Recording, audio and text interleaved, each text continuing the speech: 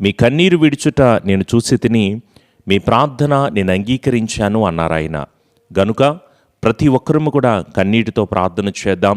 నీకున్న సమస్య శోధన నుంచి విడుదల పొందుకుని సంతోషభరితమైన స్థితికి, నీ దుఃఖమును ప్రతిదాన్ని కూడా సంతోషముగా ఆనందంగా ప్రభువే మార్చబడునుగాక.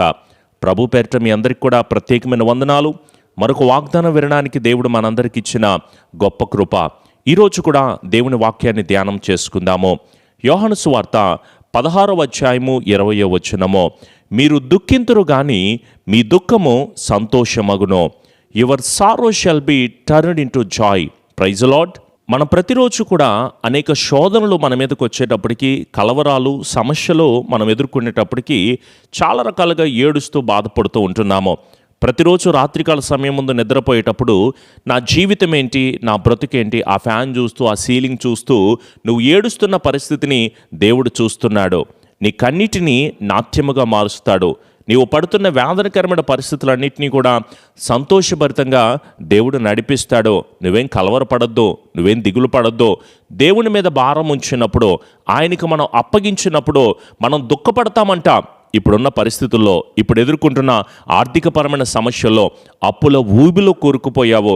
స్నేహితుల వైపు చూసినా, బంధువులు చూసినా వాళ్ళు నిన్ను దూరం పెడుతున్నారే తప్ప నీకెవరో సహాయం చేసేటట్టుగా కనిపించట్లేదు. ఆనందము లేదు, అందాన్ని కోల్పోయావు, ఆరోగ్యాన్ని కూడా కోల్పోయావు. నీ కుటుంబంలో ఎక్కడుంది సంతోషం? ఏడుస్తూ బాధపడుతున్నావు. కనీసం నీ ముఖంలో చిరునవ్వు కూడా లేదు. ఏంటి సమస్యకు కారణం? ఈ ఇబ్బందికి కారణం ఏంటి? నీవు ఎదుర్కొంటున్న కుటుంబ సమస్యలే కదా, నువ్వు పడుతున్న దుఃఖమే కదా. నువ్వెందుకు ఇంతకు ముందులాగా ఉండలేకపోతున్నావు? ఎందుకు ప్రార్థించలేకపోతున్నావు, ఆరాధించలేకపోతున్నావు, స్తుతించలేకపోతున్నావు, దేవుని సన్నిధికి వెళ్ళలేకపోతున్నావు? ఇంతకుముందు ఆరాధించినట్లుగా ఇప్పుడు నీ మొహంలో చిరునవ్వు లేదు, సంతోషంగా దేవుని గణపరచలేకపోతున్నావు. ఏమవుతుంది? తాగుడు జీవితంతో ఉన్న నీ భర్తను బట్టే కదా, కుటుంబాన్ని పట్టించుకొని నీ భర్తను గురించే కదా, నీవు పడుతున్న సమస్యలను బట్టే కదా నువ్వెంతగానో కలవరపడిపోతూ దిగులు పడతా ఉంటున్నావు. అయితే ప్రభు ఈరోజు మనతో మాట్లాడుతున్న మాట, నీ దుఃఖమును సంతోషంగా మారుస్తాడంట. Praise lord. మీరు అనుభవిస్తున్న ప్రతి వ్యాధిని మార్చగలిగిన శక్తి మనుషుల వల్ల కాకపోవచ్చేమో కానీ సమస్తమును కలుగు చేసిన దేవునికి ఇది చాలా చిన్న విషయం. ప్రభువా, నా స్థితి మార్చవా, నా గతి మార్చవా, నేను అనుభవిస్తున్న ఈ వేదనకరమైన పరిస్థితులన్నింటినీ మార్చి సంతోషభరితంగా, సమాధానభరితంగా నన్ను నిలబెట్టవా అని అడిగితే అసాధ్యమైన కార్యాలు ప్రభువే సాధ్యపరుస్తారు. ప్రార్థన చేయాలని, ఒక ప్రార్థన అంశం గురించి, ఒక ప్రార్థన అవసరత గురించి, ఆత్మీయ వృద్ధి గురించి, ఆర్థిక సమస్యల గురించి, రోగ సమస్యల గురించి, కుటుంబంలో మనం పడుతున్న వేదనకరమైన ప్రతి పరిస్థితుల గురించి దేవుని దగ్గరే మోకరిద్దాం అనుకున్నావు కదా, దేవుని దగ్గరే ప్రాకులాడదాము, ప్రార్థన చేద్దాము, వేడుకుందాము, మొరపెడదాం అనుకున్నావు కదా. మరెందుకు ఆలోచన చేస్తున్నావు? ఆయన దగ్గరే ప్రార్థించు. ప్రభువా, ఈ సమస్యల నుంచి నాకు జయమును కలుగు చేయి తండ్రి. నీవు తప్ప నాకు ఇంకొక ఆధారము లేదు. ముందుగా ఆయన రాజ్యమును, నీతిని వెతుకుడి, మీకు కావలసిన అన్నింటినీ సమకూరుస్తానంటున్నావు. ప్రభువా, ముందు నీ వాక్యం వినడానికి తీర్మానం చేసుకుంటున్నాను. నీ దగ్గరికే వచ్చి ప్రార్థన చేస్తున్నా, నిన్నే వెతుకుతున్నాను. ప్రభువా, నీ మాట కొరకే నేను ఆశపడుతున్నాను, నీ అందే విశ్వాసం ఉంచుతున్నాను. నాకు ఇంకొక ఆశ లేదు, నాకు ఇంకొక ఆలోచన లేదు. నీవు తప్ప నాకు ఇంకొక ఆశ్రయమైనది ఏదీ లేదు. ప్రభువా, మనుషులను నమ్ముకోవట్లేదు తండ్రి, కేవలము నీ మీదే ఆధారపడుతున్నాను అనే విశ్వాసముతో ఎప్పుడైతే దేవుని దగ్గర మొరపెడతావో, నీ దుఃఖాన్ని నాట్యముగా దేవుడు మారుస్తాడో, నీ శ్రమను ఆశీర్వాదకరంగా మారుస్తాడో, నీ వేదనను సంతోషభరితంగా మారుస్తాడో, నీ అవమానాన్ని ఆశీర్వాదకరంగా మారుస్తాడో, నీ నిందలను దీవెనగా ప్రభువే మారుస్తాడో. నీ కుటుంబం నిత్యం ఆశీర్వదించబడుతుంది. మనలో ఉన్నవాడు లోకములో ఉన్నవాడి కంటే చాలా గొప్పవాడో. మనం దుఃఖపడాల్సిన అవసరం లేదో. మనల్ని క్షేమానికి నడిపిస్తాడు కదా ఆయన. తగిన సమయకాలం ముందు మనల్ని హెచ్చిస్తాడు కదా. మనకి శ్రేష్టమైన దాన్ని దేవుడు ఇస్తాడు కదా. ఆయన యందు నమ్మిక ఉంచినప్పుడు ఆయనే మన కుటుంబాల పట్ల కార్యాలు నెరవేరుస్తాడో. మరెందుకు భయపడుతున్నావు? ఎందుకంత కలవరపడుతున్నావు? ఎందుకంత దిగులు పడుతున్నావో? దేవునిని మన హృదయంలోకి ఆహ్వానించుకుందాము.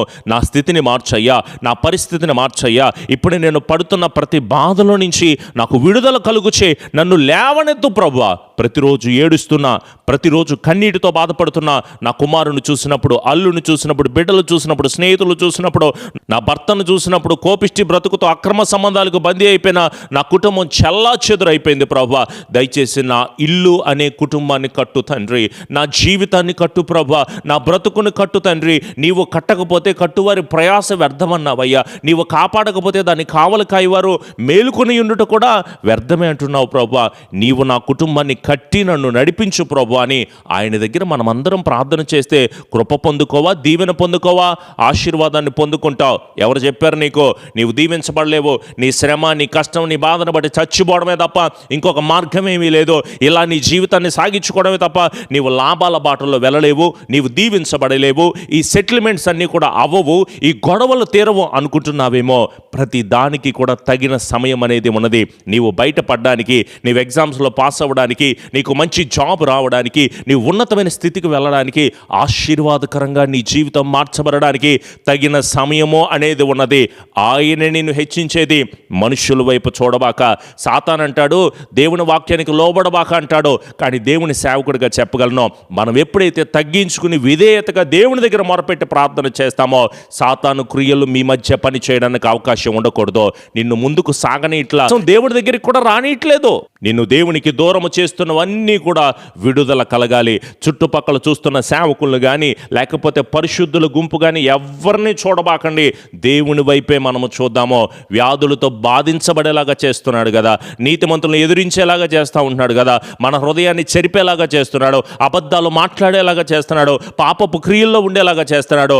మన జీవితంలో ప్రేమ లేకుండా, సంతోషం లేకుండా, హత్తుకుని కుటుంబంలో ఎంత సంతోషంగా గడపాల్సిన మీరు కాస్త ఏమైపోతున్నారు? మీ జీవితం, మీ బ్రతుకును చూస్తే ఎక్కడ పడితే అక్కడ కష్టమే, నష్టమే కనిపిస్తూ ఉంటుంది కదా. ఇప్పుడైనా దేవుని దగ్గర లోబడి జీవిద్దామో, పరిశుద్ధ జీవితాన్ని జీవిద్దామో. దేవా నా జీవితాన్ని మార్చు ప్రభువా అని దేవుని దగ్గరే బ్రతిమలాడుకుంటూ ప్రాధేయపడుతూ ప్రభువా నీ ఎడలే భయభక్తులు కలిగి ఉంటానని ఎప్పుడైతే నువ్వు మోకరించి ప్రభు దగ్గర వేడుకుంటావో దేవుడు మీ అందరి జీవితాల్లో అనుగ్రహించబడును గాక.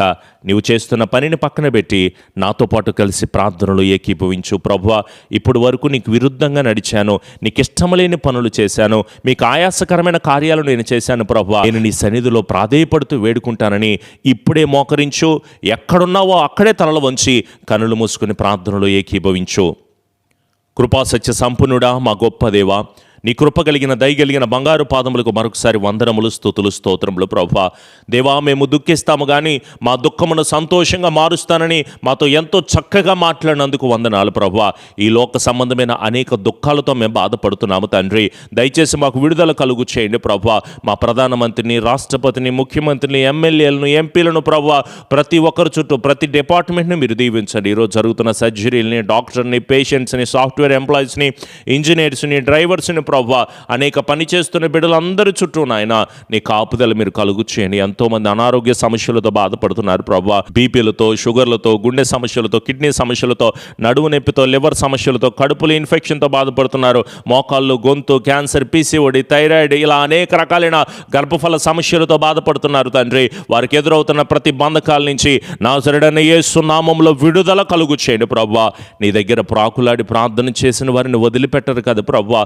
ఒక్కసారి నీ హస్తము ద్వారా, నీ కృప ద్వారా నీ బిడ్డలు ఏదైతే ఏ అవసరతతో అయితే నీ దగ్గర మోకరించి ప్రార్థన చేస్తున్నారో వారి ప్రతి ఒక్క అక్కర అవసరత కూడా యేసు నామములో తీర్చమని వేడుకుంటున్నాం. మీ దగ్గరే అడుగుతున్నాం ప్రభువా, మీ దగ్గరే ప్రాధేయపడుతున్నాము తండ్రి. మా జీవితాల్లో వెలుగులు నింపమని, కృప కలుగు చేయమని, సమాధానమును కలుగు చేయమని, అలాగే ఈ పరిచర్యను మీరు దీవించండి. యూట్యూబ్ పరిచర్యను అలాగే మందిర నిర్మాణాలు చేస్తూ ఉంటున్నప్పుడు మీ సహాయమును మాకు అనుగ్రహించి బలపరచమని, ఈ పరిచర్యను నానాంతగా అభివృద్ధిని దయచేయండి. ఈ వాగ్దానం విని అనేక మంది బలపరచబట్టకు కేవలం నీ కృప మాకు కలుగు చేసి స్థిరపరిచి ఆదరణ దయచేసి దీవించమని కింద కామెంట్ రూపంలో ప్రార్థన అవసరత తెలియచేస్తున్నారు ప్రభువా. ఎన్నో సమస్యలతో బాధపడుతున్నారు, వారన్నీ కూడా విడుదల పొందుకుని వారి సమస్యలన్నీ కూడా పోయి సంతోషభరితంగా ముందుకు సాగుటకు నీ కాపుదల దయచేయండి తండ్రి. అలాగే ఫోన్ కాల్స్ ద్వారా తెలియచేస్తున్న ప్రార్థన అవసరతను వారికి ఉన్న ప్రతి ఇబ్బంది నుంచి కూడా విడుదల కలుగు చేసి సంతోషముతో, సమాధానముతో మా దేవుడు మా పట్ల ఘనకార్యాలు చేశాడని చెప్పుకున్నటకు మీ సహాయమును మా అందరికీ కూడా అనుగ్రహించి స్థిరపరిచి కాపుదల దయచేయమని మా ప్రియ రక్షకుడైన యేసు నామములో అడుగుచున్నాము తండ్రి. ఆమెన్. మన తండ్రి అయిన దీవెన, కుమారుని యొక్క కృప, పరిశుద్ధాత్మని యొక్క అన్యోన్య సహవాసపు సన్నిధి ఎల్లకాలము దేవుని ఆత్మ బిడ్డలకు కుటుంబాలకు తోడయ్యుండి నడిపించి స్థిరపరిచి ఆదరణ దయచేయబడును గాక. ఆమెన్. యేసు రక్తమే ఇచ్చాం, సిలువ రక్తమే ఇచ్చాం. ప్రభు యేసు నామములో సంపూర్ణ జయము, అపవాది క్రియలకు అనంత నాశనమును కలుగునుగాక. ఆమెన్. ప్రతిరోజు ఉదయకాలమందు 6 గంటలకు లైవ్ ఆరాధన వస్తుంది. అలాగే ఈ వాక్యాన్ని మీ స్నేహితులకి, బంధువులకు కూడా షేర్ చేయండి. మీ ప్రార్థన అవసరతలు తెలియచేయండి, వాటన్నిటి గురించి ప్రార్థన చేద్దాము. అలాగే మందిర నిర్మాణాలు జరుగుతున్నాయి. ఈ పరిచర్య అభివృద్ధి గురించి కూడా మీ అనుదిన ప్రార్థనలో జ్ఞాపకం ఉంచుకోండి. దేవుని ఆత్మ మీకు, మీ కుటుంబాలకు తోడై ఉండి స్థిరపరిచి బలాభివృద్ధిని దయచేయబడను గాక. ఒకే ఫోన్ నెంబర్ ఉంటుంది, ఒకే లైన్ ఉంటుంది. కాబట్టి ఒకవేళ బిజీ వచ్చినా మరలా మీరు ప్రయత్నం చేయండి. ఒకవేళ నేను వేరే ప్రార్థనలో ఉంటే కనుక సమయం చూసుకుని మళ్ళీ నేను మీకు రిటర్న్ కాల్ చేస్తాను. ప్రభు ఆత్మ మీ అందరికీ తోడై ఉండును గాక. God bless you all. Praise Lord. రేపటి వాగ్దానంలో కలుద్దాం.